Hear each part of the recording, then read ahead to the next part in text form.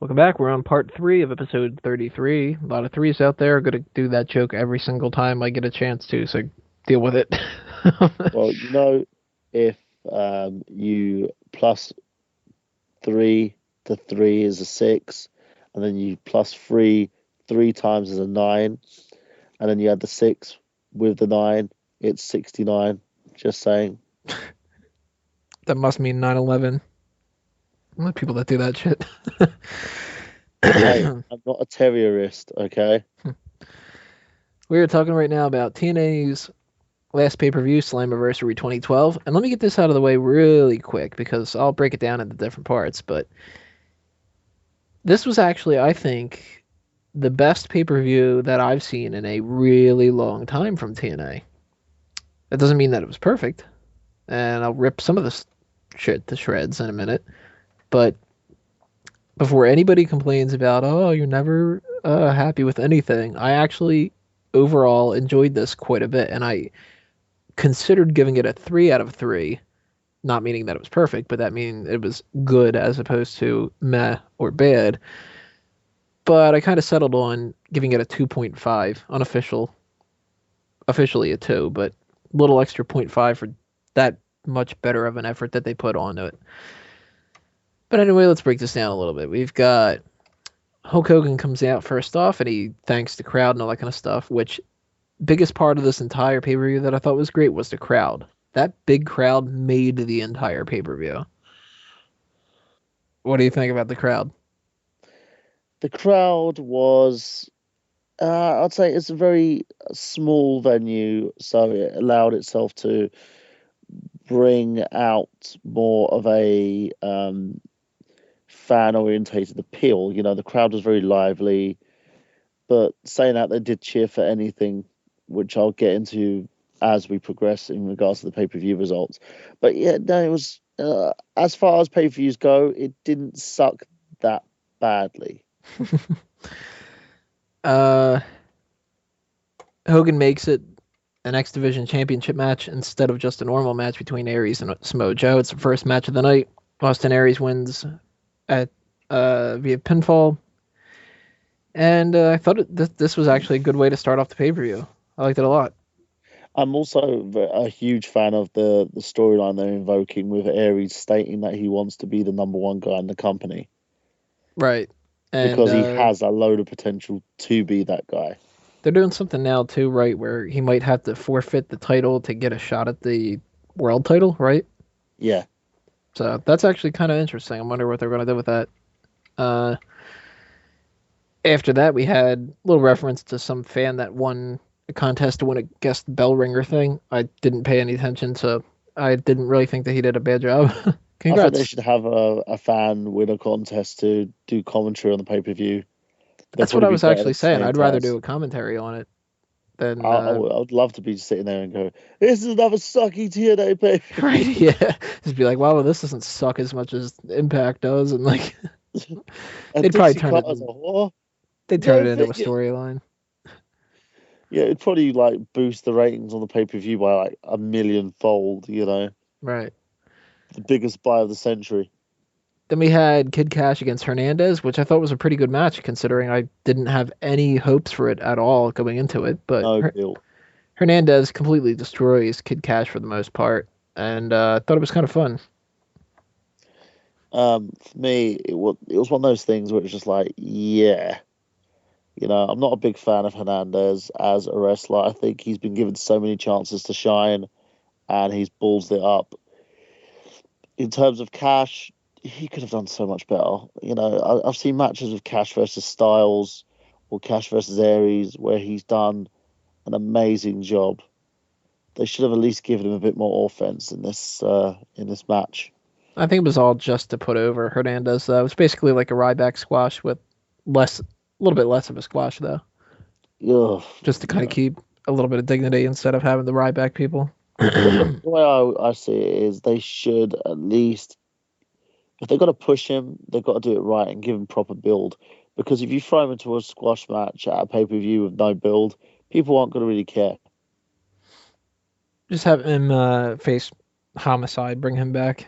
People will give a shit then. You know what? I'll just have him like go against Robert Roode because he's off the chain. After that, we had the tag team match between the Robbies and Devon and Garett. Devon and Garett win. Not a really good match. I thought the best part was that they're teasing something with Madison Rain right now, and Madison and Robbie, that could be a good little pairing. But didn't really But like the match.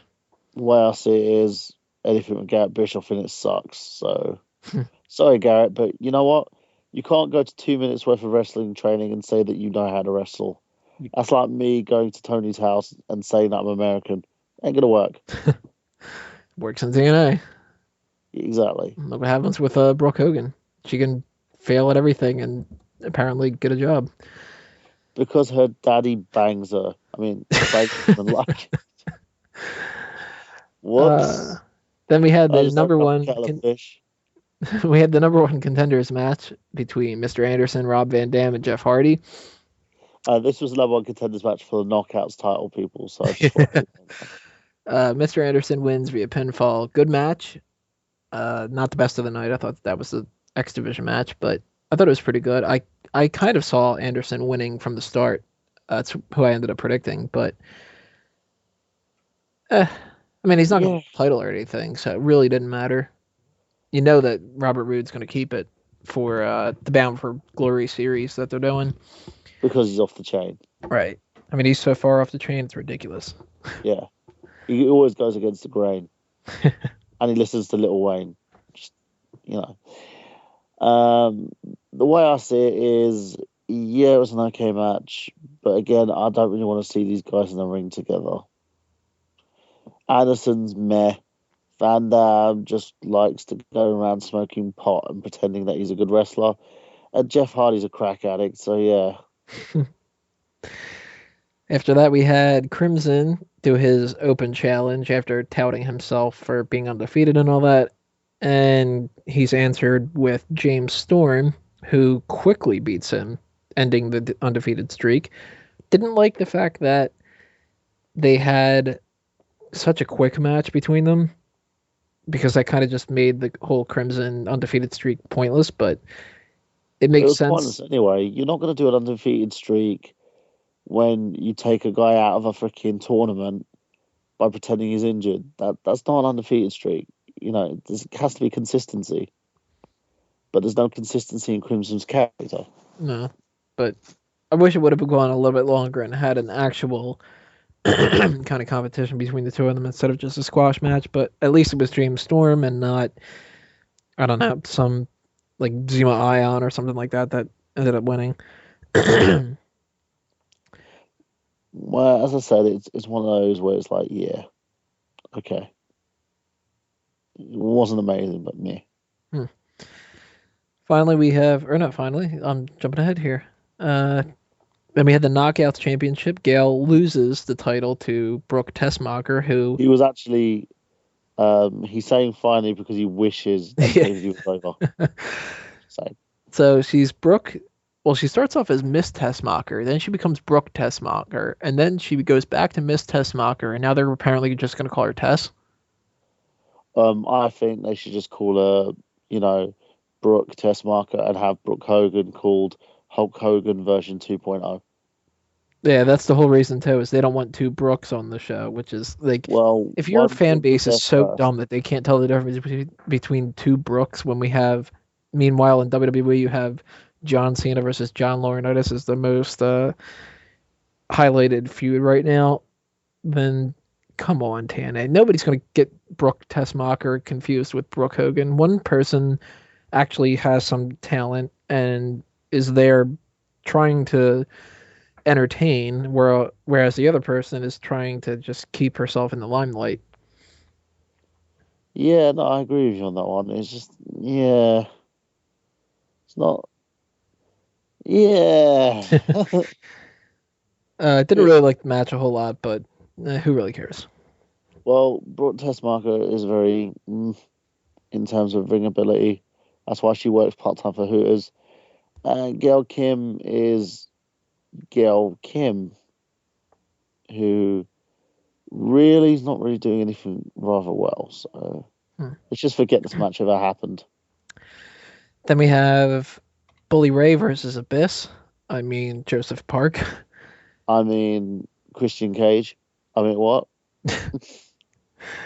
Yeah, that we'll go over that in a second. What's really funny about this match is the whole New York sucks chant that was going on the entire time, and I love when Bully Ray is such a complete douchebag, and he goes to do like an elbow drop or something like that, and yells out New York City in the middle of it. Uh, I love Bully Ray, but He's actually one of the best things in TNA. he is. The match was ridiculous because of the whole Joseph Park idea, but like I said in my review, I know that that's not the type of thing that's supposed to appeal to me. It's supposed to appeal to the kids that are watching, and I'm sure it worked well for them. So I'll give them a little suspension of disbelief credit that it probably, if I was 7 years old, I probably would have eaten the whole shit up. So I'll give them credit for that. I didn't really like it a whole lot. I thought it was ridiculous, especially when they had the whole change of attire and Abyss comes out and goes under the ring and all that, but whatever, you know what I mean? For me, again, it's a pointless storyline, and they're now trying. Apparently, as it progresses, they're going to acknowledge that Joseph Park and Abyss are the same guy, and that he's just fucking nuts. Yeah. Yay, TNA's logic. Then we had what was one of the highlights. Hogan comes out and he says he has one more surprise. Christian Cage. Now Christian comes out not wearing the Intercontinental title, which I was disappointed with that. I wanted him to kind of just like point to that and just, yeah, this is more important. But fans start chanting, please come back, and Christian just laughs, which I thought was funny. And then they start doing the Daniel Bryan yes chant in the middle of it. He clearly did not want to be there at all, and there's reports that he didn't want to do it whatsoever. All he really did was he made fun of the missing sides of the ring. He talked about like the same people being around, and then he left. I mean, he presented this was their big. We'll let you have Ric Flair for your Hall of Fame if you give us Christian to pop up and introduce the number one best moment in TNA history. That was their big thing. Like, they wasted all of that time and effort trying to get Christian to do that, and that's it. That's pathetic.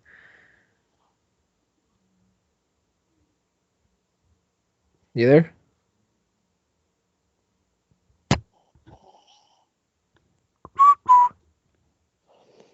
Well, What about Christian? for me, Christian, he just didn't want to be there. Simple as that. He was forced. He half-hearted it. So I do apologize for having that whole not talking for a second. I was kind of falling asleep. It's 4 a.m. over here, people, so forgive me. And I've just been doing loads of long shifts. And it's TNA. Exactly, and it's TNA as well, which is making me fall asleep. He just didn't want to be there, and as you said, he was forced into doing it. So, and he just stood there and looked like he just did not give a fuck. Yeah, this company's been here for long. Yeah, 10 years. Yeah, here's a promo package. Right. And I love the fact how Taz and Tenay overhyped the fucking thing. Yeah. They act oh like my god, he's back. Yeah, they act like they would have stolen John Cena or something like that and made him a permanent roster member. Yeah, it was like, they take Chavo Guerrero and say that he's Eddie. That leads us into the final two matches of the night. Excuse me. Tag Team Championship, Kazarian and Daniels lose the titles to AJ Styles and Kurt Angle. I have no clue why. What a fucking stupid idea. Mm-hmm. It was a great solid match, but a fucking stupid idea. These guys have just won the tag titles. Why are you going to freaking give it to AJ and Angle? Right, Angle doesn't need the fucking belts. No. What's the fucking point? I have no idea. I mean, they could have easily had the two of them almost win and Kazarian and Daniels do something to screw them out. They could have had They could have Sarge Vince's pop up boyfriend, Serge, yeah, just come out or to Surge, ringside, yeah, that's start what I meant. moaning with AJ or something, and then Daniels capitalizes on it. Right. They don't need to go that route. They do. Oh, I'm losing you here. Now we're back. Got this going. Skype is giving us some problems here. What were you saying about the tag team?